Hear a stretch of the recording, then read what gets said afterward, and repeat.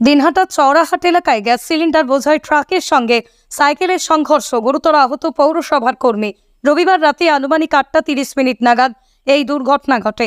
Gas cylinder বোঝাই ট্রাকটি যখন চওড়াহাট বাজারের মূল রাস্তায় পৌঁছয়, ঠিক তখনই এক ব্যক্তি সাইকেলে করে বাজারের ভিতর থেকে ট্রাকের সামনে হঠাৎই চলে আসেন।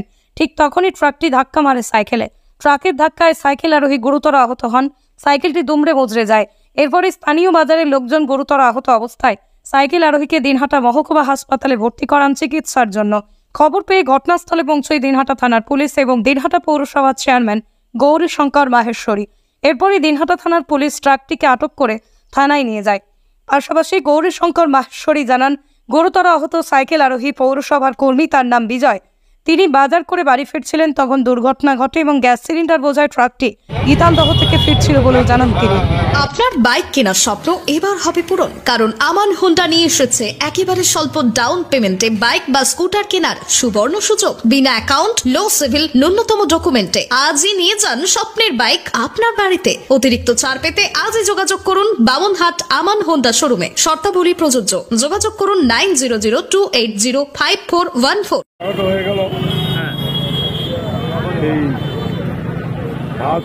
এই গ্যাসের গাড়ি ছিল, গ্যাস ভর্তি ছিল। তখন আমরা দেখতে পাই মনে হয় হালকা গ্যাস নামিয়ে দিয়ে এসছে, আনলোড করে এসছে, গীতালদা থেকে আসতেছিল। আমার পৌরসভার লেবার যতটুকু জানতে পারলাম যেন পৌরসভার কর্মী ছিলেন। কর্মী কি নাম তার জানা গেছে? বিজয়। আচ্ছা, বিজয় জানতে পারলাম। বাজার থেকে সবজি কিনে বাড়ি থেকে যেতেছিল।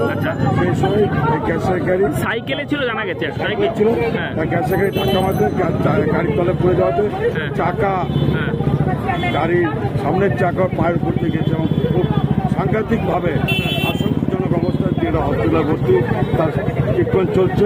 আমরা পৌরসভার যারা প্রতিনিধিরা আছি সকলে হসপিটালে যাচ্ছি, দেখছি।